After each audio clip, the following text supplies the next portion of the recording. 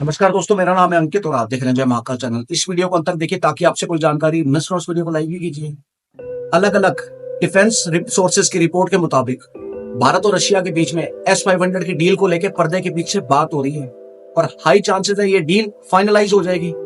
Operation सिंदूर के बाद Russia ने नए S-500 का ऑफर रखा था भारत के सामने और ये भी कहा है कि हम भारत के अंदर प्रोडक्शन लाइन लगाना चाहते हैं S-500 की, ताकि भारत के अंदर हम इसको मैन्युफैक्चर कर सकें, इसको एक्सपोर्ट कर सके और अपने यूज के लिए भी रख सकें। S-500 अपग्रेडेड वर्जन है S-400 का।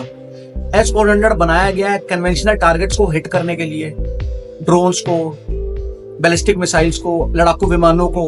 लेकिन जहां पे बात आती है स्टेल्थ लड़ाकू विमानों की और इंटरकॉन्टिनेंटल बैलिस्टिक मिसाइल की, S-400 वहां पे इतना कारगर साबित नहीं होता, उसकी इतनी एक्यूरेसी नहीं है। ना ही केवल S-400, अमेरिका का पेट्रियट और थार एयर डिफेंस सिस्टम भी वहां पे इतना कारगर नहीं है। इसी गैप को फिल करने के लिए S-500 को बनाया गया है, जो इजीली एक्यूरेसी के साथ स्टेल्थ लड़ाकू विमानों को और इंटरकॉन्टिनेंटल बैलिस्टिक मिसाइलों को तबाह कर सकता है। अगर मैं रेंज की बात करूं, अमेरिका के पेट्रियट एयर डिफेंस सिस्टम की 300 किलोमीटर है, S-400 की 400 किलोमीटर है और वहीं S-500 की 600 किलोमीटर की रेंज है। रशिया दावा करता है अमेरिका के F-22 रैप्टर और F-35 के खिलाफ ये एज अ किलर मशीन काम करता है।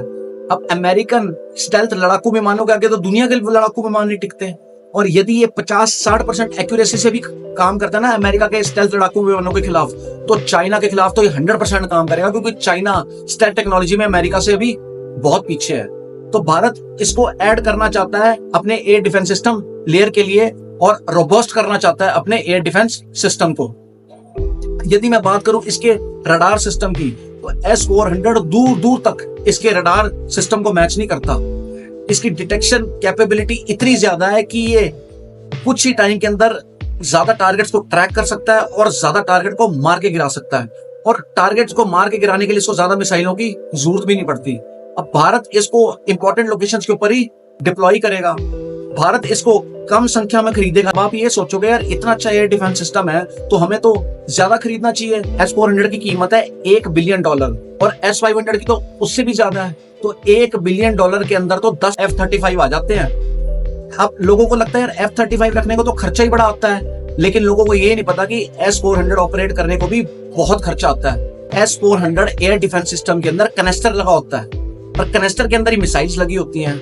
तो जब मिसाइल फायर होती है ना, तो पूरे का पूरा कनेस्टर चेंज करना पड़ता है और ये सील पैक आता है रशिया से। तो ट्रांसपोर्टेशन की कॉस्ट, मिसाइल की कॉस्ट बहुत ज्यादा महंगा पड़ जाता है। इसीलिए भारत S-400 की तरह कुशा प्रोजेक्ट पे काम कर रहा है और S-400 की तरह नया एयर डिफेंस सिस्टम बना रहा है, जो अगले साल तक बनके तैयार हो जाएगा, क्योंकि S-400 को ऑपरेट करने के लिए बहुत ज्यादा खर्चा लगता है। तो इसीलिए भारत S-400 पे पैसा ना खर्च करके अपने कुशा प्रोजेक्ट पे तेजी से पैसा खर्च कर रहा है, ताकि हम अपना स्वदेशी एयर डिफेंस सिस्टम बना सके और जगह जगह उसको डिप्लॉय कर सके कम पैसे के अंदर। बाकी दोस्तों, आपका कहना है भारत और रशिया की इस डील के बारे में मुझे कमेंट सेक्शन में लिख के बताइए, और यदि आपको भारतीय तो कमेंट सेक्शन में जय हिंद लिखिए।